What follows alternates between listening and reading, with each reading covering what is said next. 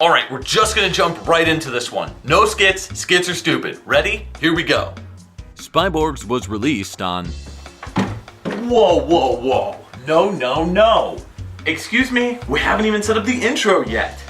No skits this time around. People don't want skits. What are you talking about? People love the skits. No, it's clear that people just want a video version of what they could just simply read online. It's 2017. People want to be entertained. Nobody wants to read. People want entertainment. Huh. That's new. You know, it appears that the video game review show has been split into two different personalities based on viewer interest. It's some sort of supernatural disillusion or some sort of rift in time. You know, this kind of brings me back to a time when I was just starting to review games for this show. Back when I started, I really wanted to review one specific game. Okay, two specific games. Alright, okay, 3 specific games. Well, today, we're crossing one of those off of our list, because this is Spyborgs.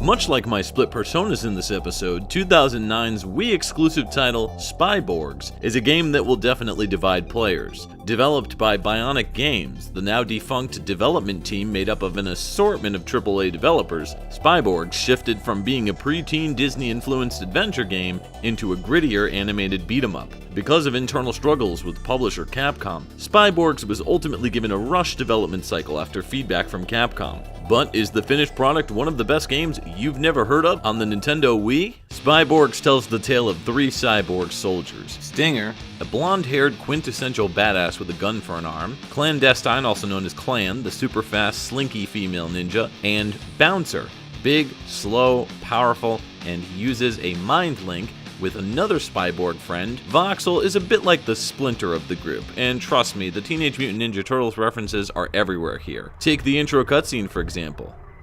We open with a scene showing Stinger laying on a table as he begins to have mysterious flashbacks while asleep. Clan shows up and lets him know he's been out of commission for a week and that the 3 of them were saved by Voxel. The cutscenes look like they were done by the same studio that did the TMNT-CG movie. Speaking of which, Voxel's voice sounds familiar. Your favorite kind. You and Clan better get over here. I've sent Bouncer to meet you. On our way, Vox. Wait a second. Do I hear? Is that?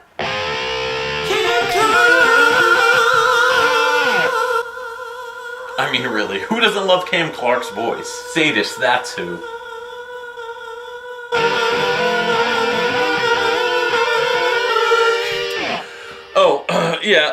Sorry. Yeah, I friggin' love that guy.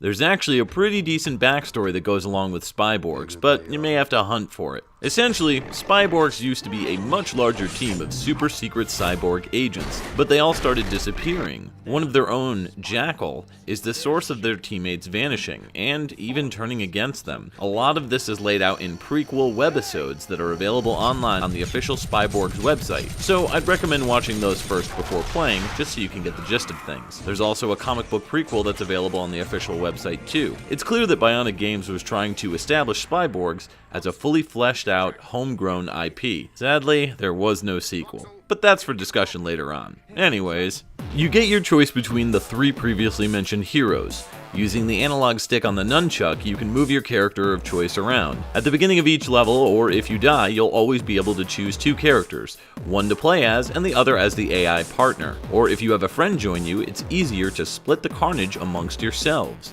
Both characters in single player mode are switchable at any time with the plus button. Your Z button blocks, and by pressing it with A, it allows you to dodge or roll. Pressing Z, B, and a direction towards an enemy will allow your character to do a snappy kick that rockets them toward the enemy. Your main attack is with the B button, and a more powerful yet slower move is made with the C button on the nunchuck. The A button jumps. Combining all these attacks and pacing them properly creates mixed combos that can do devastating damage to the enemy. Although players may find attacks slow to initiate, there is a cohesive system and rhythm of combos that can be found in the pause screen.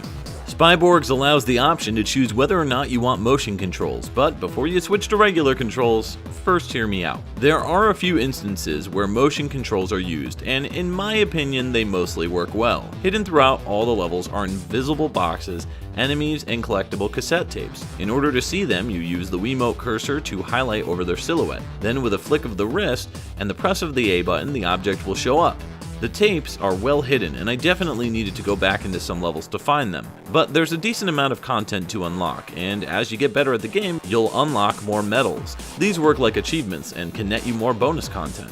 The other use for motion controls involves special attacks. You'll notice there are several types of box colors you can bust open. Blue refills your health, and orange refills a special meter underneath your life bar. Once the orange meter is full, you'll hear a trumpet-style horn, allowing you to press the Z button and slash with the Wiimote. This enters your characters into the special move screen, putting the player into a Matrix-style slow-motion attack. Here, prompts will pop up on the screen for you to perform. This is done with 2 characters, or if one character has died, then the game compensates with more powerful attacks due to the loss of companion AI. These quick-time motions are so much fun to pull off, and it makes you feel like a badass when you team up to destroy enemies. Although I fully admit that pre-Wii Motion Plus days of gesturing with the Wiimote weren't always accurate. You may feel like you look like this.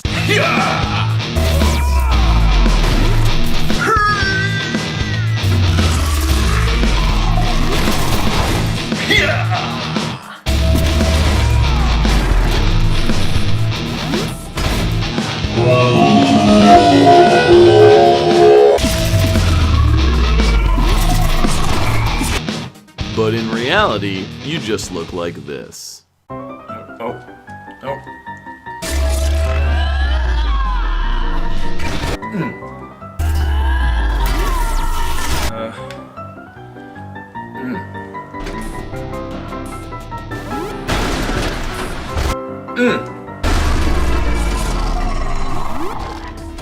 So, while you want to go with big, grand gestures, sticking with smaller, easier movements are more accurate, albeit less satisfying. Had this game featured Wii Motion Plus, it might have pulled the gestures off more accurately. I switched back and forth between the motion controls and the traditional buttons option, and found myself returning back to the motion controls pretty quickly. So, for what it's worth, once you get used to the quirks, it's all very intuitive feeling. There are approximately 5 huge stages to play through, with the first stage being 8 levels of escaping from the Spyborgs' crumbling headquarters. Then it's on to stage 2 for 6 levels on an oil rig in the rain. You then proceed to stage 3 to transition from an island to a volcanic area for a total of 7 levels. Stage 4 transitions you from being on a giant boat to an elevator platform because, well, it's a beat 'em up. And finally stage 5 for about 6 levels of invasion into Jackal's lair. The levels are full of great detail and have enough variety that it kept me visually interested. Spyborgs is one of the prettier games created during this midpoint of the Wii's life cycle. Using a blend of cold steel and vibrant neons, you get the highs and lows of something like Tron that meets your average late 90s, early 2000s CG cartoon. The characters are visually well designed, and the story's visuals are told with a nice mix of cutscenes that leave me wanting more. For a title that lost support from its publisher rather quickly, slipping into the bargain bin, this game has the visual polish of a standard Capcom release. So far, so good. So where's the bad? Well, thanks to some behind the scenes insight with one of its staff, I've learned that Spyborgs has broken difficulty options and lackluster AI, the latter of which I didn't notice as much. But if you're playing the US release, you're actually playing the beta version. What? That's ridiculous! Put down the pitchforks and just listen. Dude, that's a hoe. You're a hoe.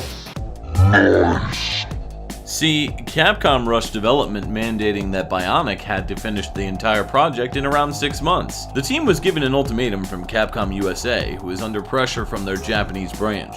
Show us a boss fight, and if it's up to standards, we'll give you more time. So it ended up being a total of approximately 6 to 8 months to fully develop Spyborgs once the reimagining of what they were creating came to fruition. The project was losing tons of staff, and the work schedules and relationships between the publisher and the developer were stressful on many fronts, but the beta version was sent to an Austin-based company to clean it up for release, while Bionic continued to work out the bugs. Sadly, Capcom published the Austin company's build of Spyborgs in the US release. The UK version of the game is Bionic's official final build, which fixed a lot of the problems with the US release. So, where are the bugs? Initially, while you're playing through Spyborgs, you can choose between 4 difficulty levels, with a 5th being unlockable. However, you'll start to notice that you're getting swarmed by enemies more frequently as the game goes on. They'll start to attack all at once, making it extremely difficult to take them out one by one. And if your AI player dies, that difficulty is increased tenfold. The funny thing is that the game will see you struggling and will recommend dropping down the difficulty, but from what I understand, the easier difficulty isn't any easier. This is another bug that was in the process of being fixed by Bionic. The most frustrating part is that no matter when you die during a level, you have to restart from the beginning of that level. For example, this was stage 3 level 2, and I had to go right back to the beginning of 3-2. For us old schoolers, we're used to this, but younger gamers may be put off by such an off-kiltered ramp-up of difficulty.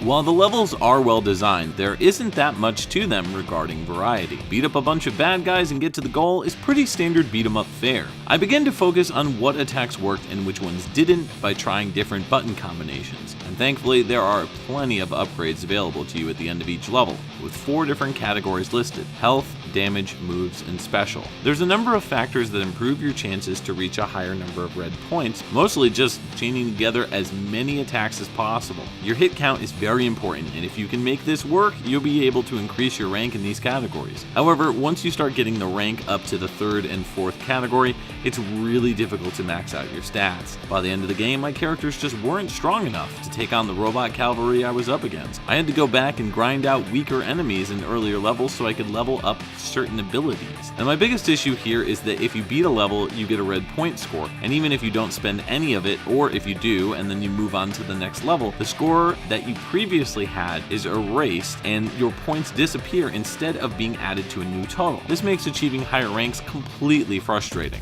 While I did notice the AI occasionally getting stuck at points, overall I thought it did a great job of helping me in the single player experience. If the AI happens to get defeated during a wave of enemies and you die as well, you have to restart the level. But if you succeed in defeating the baddies alone, your helper comes back in time to take out the next wave. And if your helper buddy is defeated in battle, you get this slight boost in attack for a very short period of time. You get the same boost in attack if you destroy green boxes, which make you temporarily invulnerable and super strong. There's a surprising amount of strategy regarding the boxes. Sure, you can destroy every box in sight like you would in any normal beat 'em up, but due to the extreme difficulty in later stages, you may want to hold off on busting all of them, especially the ones that you don't need. There are also these bombs which can be activated if attacked or uncovered that can harm both you and your enemies if you're not careful. The boss designs here are absolutely incredible, with some of these designs looking like something out of a Contra game. There's a much bigger focus on rich character design, and so levels and environments, while serving their purpose, definitely take a backseat regarding impressiveness. Throughout the game, you end up losing contact with Voxel, so there's a big focus in the story to find out what happened to him. I won't spoil it, but I can definitely say that the ending really makes me want a second game in this franchise. While the music is mostly moody techno and chuggy hard rock, it does a solid job keeping the player engaged with consistent head bobbing while knocking out the bad guys. It's not extremely melodic or memorable, but it serves its purpose. So, would I recommend Spyborgs? Absolutely. I'll be the first to admit this game isn't perfect, but despite some broken difficulty settings and initially slow combat, Spyborgs was a blast to play through. Attacking takes some getting used to, as this type of beat 'em up isn't as fluid as its 2D beat 'em up brethren. You'll definitely struggle playing through some of these levels over and over again, but Bionic Games really tried to craft something special for the Wii, and personally, I think it paid off despite their internal struggles. I remember picking it up a week after it released, and the price dropped from $50 down to $19.99, which explains why it only had one print run that supposedly only sold between 2,000 and 10,000 1,000 units, with only 500 copies being sold within the first week.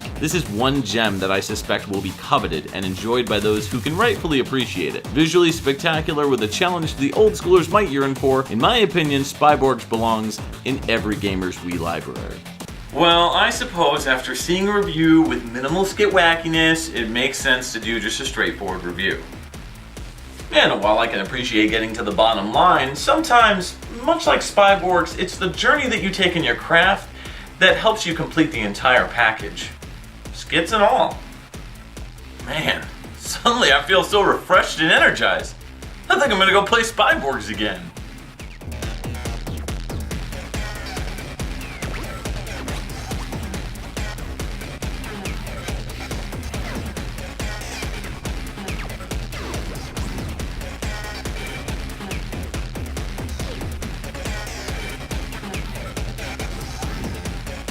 Thank you to the following patrons. Your support means the world to me. Want more Dude You Haven't Played This Game? Make sure to subscribe to stay on top of brand new episodes. Also, feel free to click either of the videos on the left or right hand side. And as always, thanks for watching.